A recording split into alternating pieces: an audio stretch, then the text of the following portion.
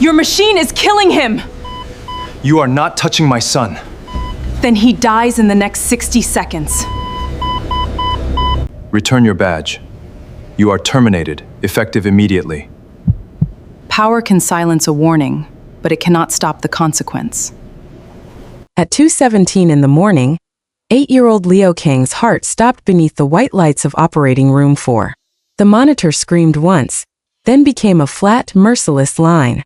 Behind the glass, Min-jae, the Korean CEO who owned the hospital's parent company, slammed both hands against the observation window. His only son lay open-chested on the table, while the most celebrated heart surgeon in Manhattan shouted for another dose. Then the operating room doors burst apart. Amara Bennett stood there in a rain-soaked coat, her hospital badge already deactivated. 6 hours earlier, Min-jae had fired her in front of an entire floor of staff. Dr. Yoon Tae-sik pointed at her. "Security, get that woman out." Amara stared at the blood-dark tubing running from Leo's body to the new Hanul cardiac pump. A blue paper crane, crushed and stained, had fallen beside the boy's small hand. She looked at Min-jae through the glass. "Your machine is killing him." Min-jae entered the room, his face white with terror. "You are not touching my son." Amara stepped closer to the silent monitor. "Then he dies in the next 60 seconds. If you believe one brave person can stand against an entire room to protect a child, stay with this story. Subscribe, because what Amara found inside that blue paper crane would destroy a powerful man's empire and reveal who had really killed Leo's mother. 8 hours earlier, Amara had been kneeling beside Leo's bed in the pediatric cardiac wing. He was small for 8, with serious dark eyes and a habit of folding paper whenever he felt afraid. That afternoon, he had made a blue crane from a photocopied hospital form. "Do you know why cranes fly?" he asked. Amara adjusted the blanket over his legs. "Because they have wings." Leo shook his head. "My mom said they fly because they don't carry lies." Amara smiled, but something in his words stayed with her. She had spent 12 years in pediatric cardiac care. She was not a surgeon. She never pretended to be. But she was an ECMO specialist and surgical nurse who could hear danger in the smallest change of a pump, a breath, or a child's skin color. That morning, Leo's blood tests had changed without explanation. His clotting numbers were normal on the hospital screen, yet a tiny needle mark on his arm had bled for 17 minutes. Amara checked the result twice. Then she opened the raw lab feed. The numbers did not match. A red warning had been hidden under an automatic correction generated by Hanul Medical Systems, the same company Min-jae controlled. Before she could print the report, Dr. Yoon entered the room. He was elegant, calm, and famous enough to appear on magazine covers. He had operated on presidents, athletes, and royalty. He was also the man Min-jae trusted more than anyone alive. "You accessed a restricted file," Yoon said. "I accessed my patient's real clotting result. You are assigned to bedside care, not device analytics. I am assigned to keep him alive." Yoon's smile disappeared. "Close the file." Amara did not move. Minutes later, Min-jae arrived with 2 members of hospital security. He wore a charcoal suit, a black overcoat, and the expression of a man who believed control was the same thing as safety. Yoon placed a sealed trial vial on the counter. "This was found in Nurse Bennett's locker," he said. "It contains the unreleased anticoagulant protocol for Leo's surgery." Amara stared at the vial. "I have never seen that before." Yoon turned to Min-jae. "She also copied your son's confidential chart." "I copied a discrepancy," Amara said. "Someone altered his results." Min-jae's eyes hardened. "You violated my son's privacy. Your son is bleeding. He is scheduled for surgery by the best cardiac team in the country. And the software guiding that team is hiding a warning." A dozen staff members had gathered outside the glass walls. Amara could feel every stare.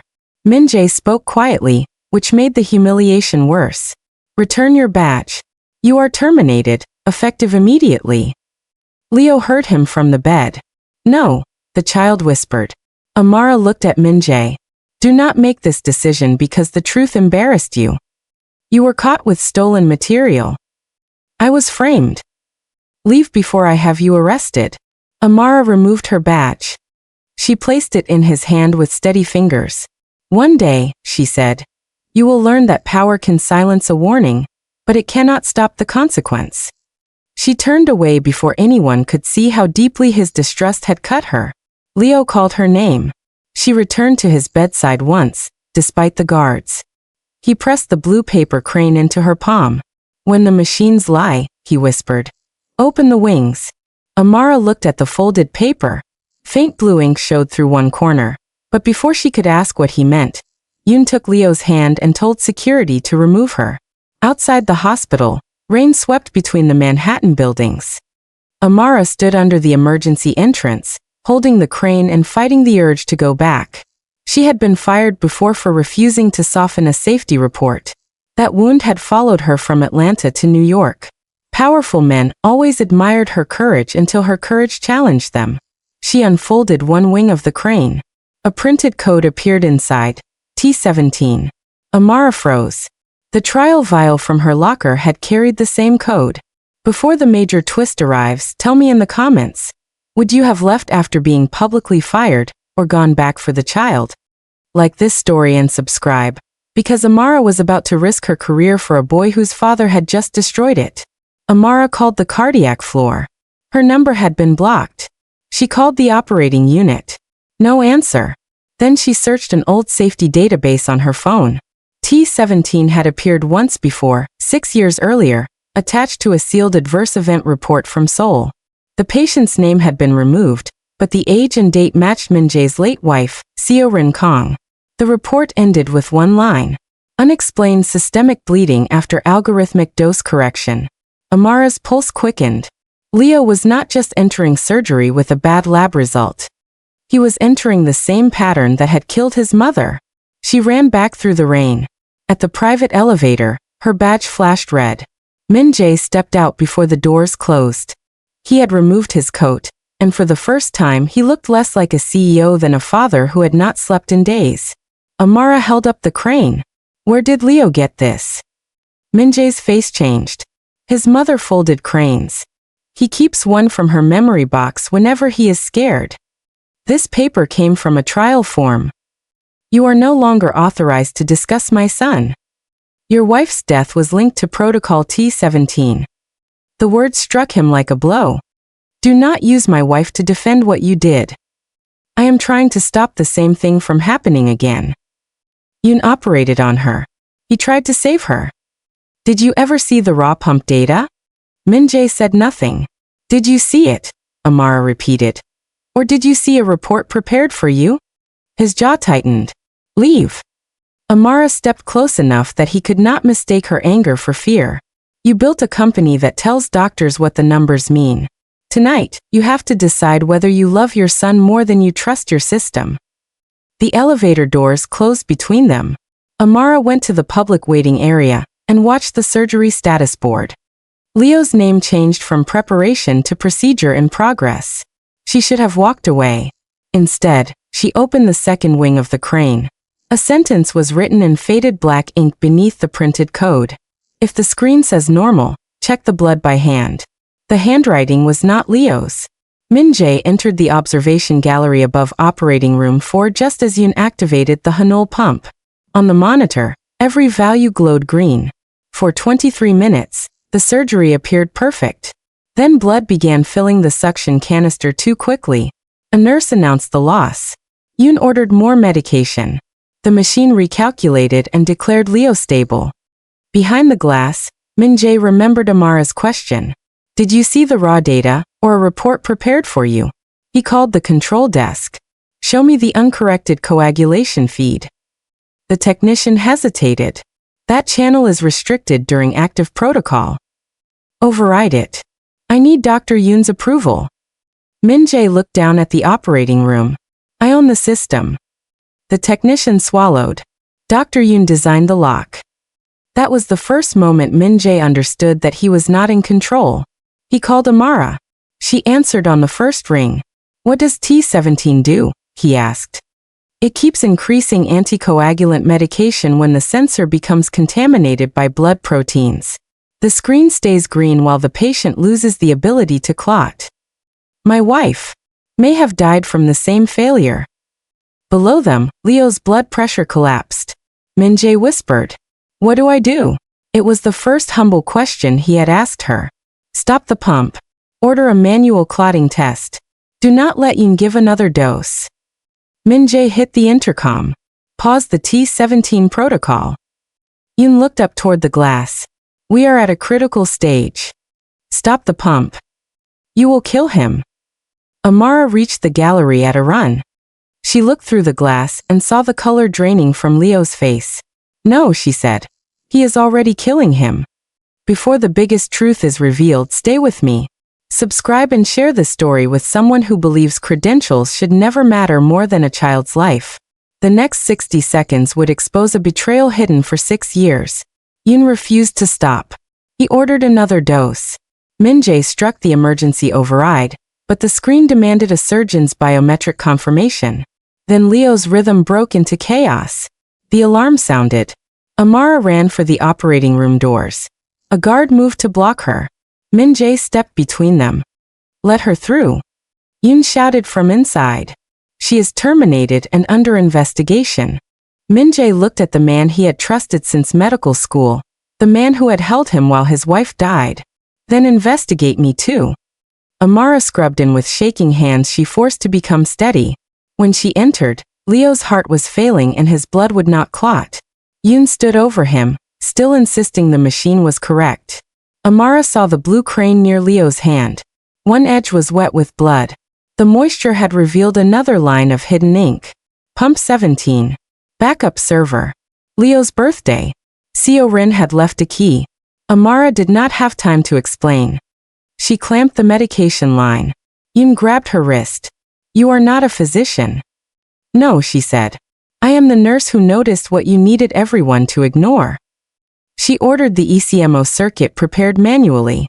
The team hesitated. Min-jae's voice came through the intercom.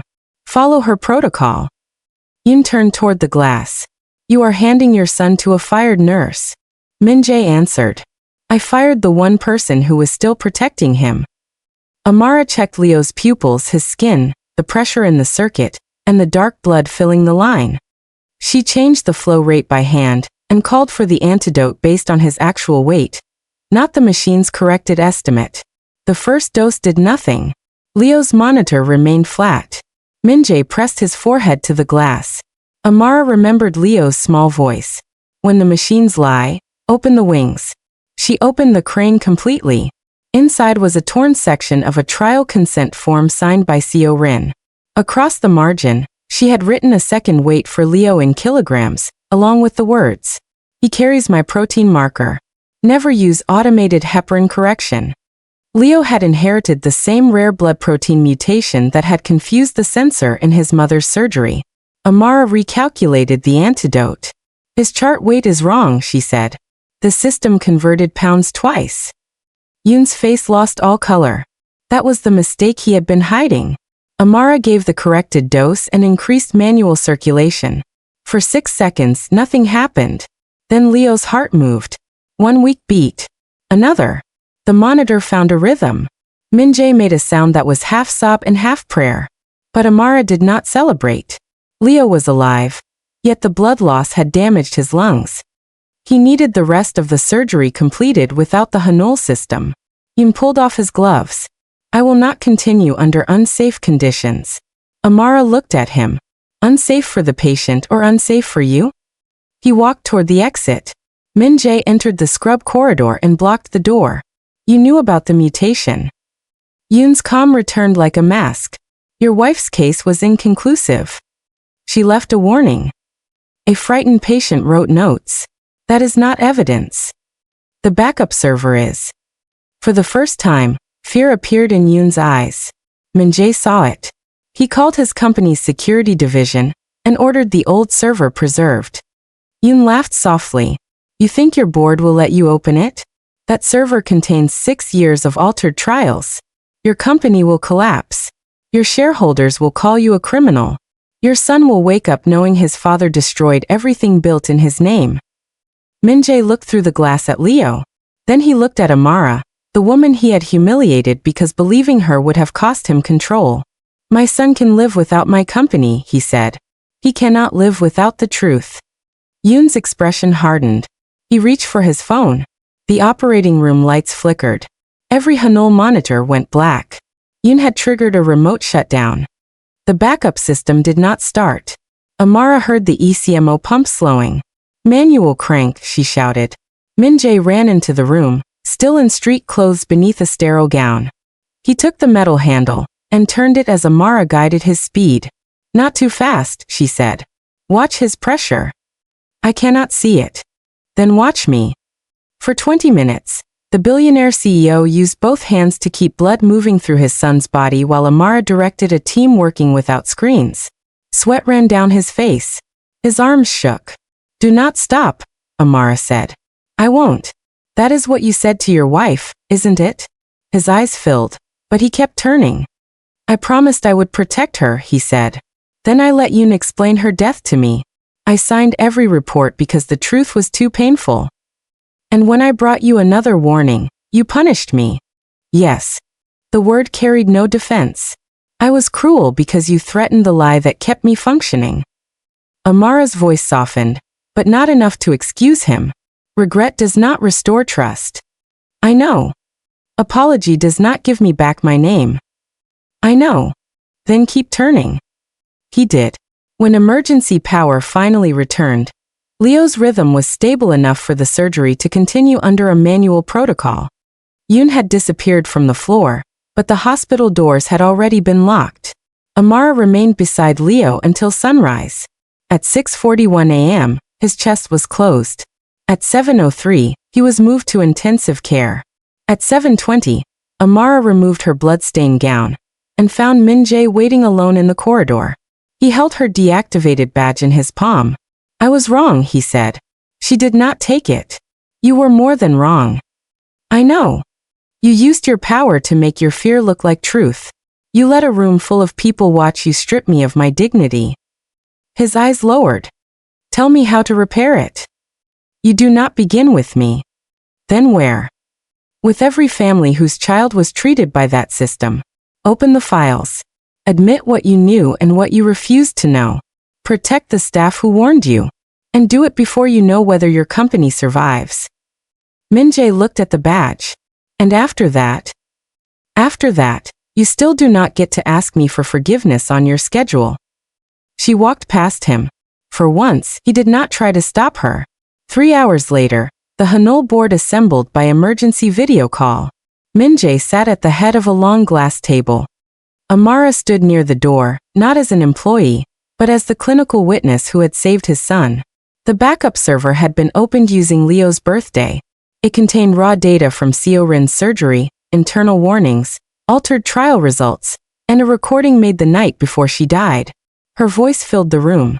If anything happens to me, Tae-sik will say the pump failed because my body was unusual. That is not the truth. He changed the dosing limits to protect the trial. Min-jae trusts him. Please make my husband look at the raw data. Min-jae closed his eyes. The final betrayal was not only that Yoon had caused Seo-rin's death. He had built Min-jae's grief into a shield, then used that shield to continue testing the system on vulnerable patients. The blue paper crane had been folded around the only surviving fragment of the original consent form. Leo had taken it because it was the last thing his mother touched. Yoon was brought into the boardroom by hospital security. He looked at Amara with open hatred. A nurse destroyed a company she does not understand. Amara faced him calmly. No. A nurse understood the patient you decided was expendable. Yoon turned to Min-jae. You cannot release this. You will lose the hospital, the company, and every contract in America. Min-jae stood. Then I lose them. He ordered every T-17 device recalled, every affected family notified, and every file sent to federal investigators. He also announced his temporary resignation as CEO pending an independent investigation into his own negligence. The board protested.